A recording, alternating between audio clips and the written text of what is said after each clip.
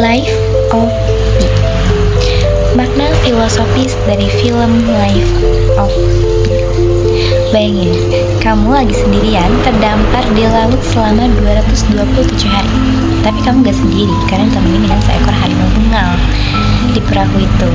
Kamu mau sendiri atau bareng harimau itu? Film ini cukup booming, guys. So, ini bukan cerita tentang survival, tapi soal keimanan, harapan, dan juga makna hidup. Kita akan bahas film Life of Pi. Jadi, Pipi adalah remaja India yang unik ini tumbuh dalam keluarga pemilik kebun binatang. Dia ini memeluk 3 agama sekaligus, Hindu, Kristen, dan Islam, karena ia cinta semua jalan menuju Tuhan, katanya. Nah, keluarga ini memutuskan pindah ke Kanada naik kapal kargo bersama hewan-hewan kebun binatang tersebut. Tetapi kapal mereka itu tenggelam dalam badai dahsyat di Samudra Pasifik. Pi adalah salah satu manusia yang selamat di Scotch bersama harimau bengal yang bernama Richard Parker.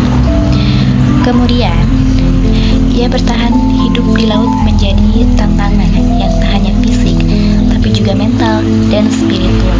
Tentunya Pi harus belajar untuk hidup berdampingan dengan hewan buas, mengatur batas, bertahan, dan saling menghormati.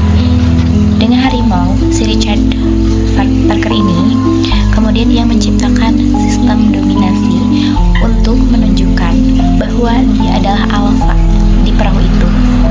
Dia hidup dari air, hujan, ikan terbang, dan harapan kecil di setiap matahari terbit. Pi mengalami kelaparan yang sangat ekstrim, halusinasi, hingga mendekati kematian. Tapi terus mencoba bertahan di tengah lautan itu. Ia merenung tentang Tuhan dan makna penderitaan dan bagaimana keajaiban bekerja lewat cara yang aneh menurut dia. Kemudian dalam satu adegan metaforis, Pi tiba di Pulau Aiga, yang ternyata ini pulau beracun. Ini sebagai simbol kenyamanan palsu dalam hidup. Kemudian setelah berbulan-bulan, perahu akhirnya mencapai pantai Meksiko. Kemudian Richard Parker meninggalkan Pi masuk ke dalam hutan tanpa menoleh sedikit pun ke belakang, seolah-olah menghilang dari hidupnya Pi.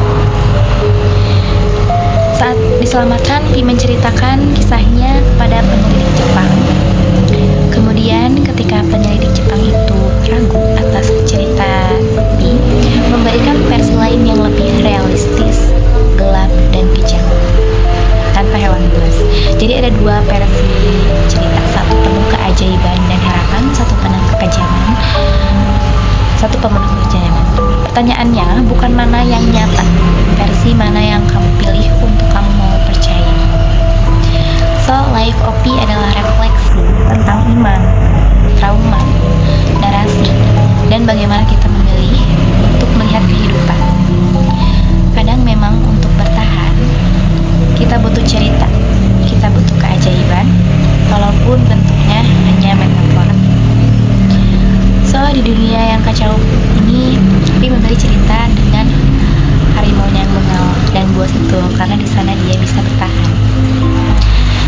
Kadang hidup bukan cuma tentang mana yang nyata, tetapi tentang mana yang memberi kita kekuatan untuk tetap berjalan.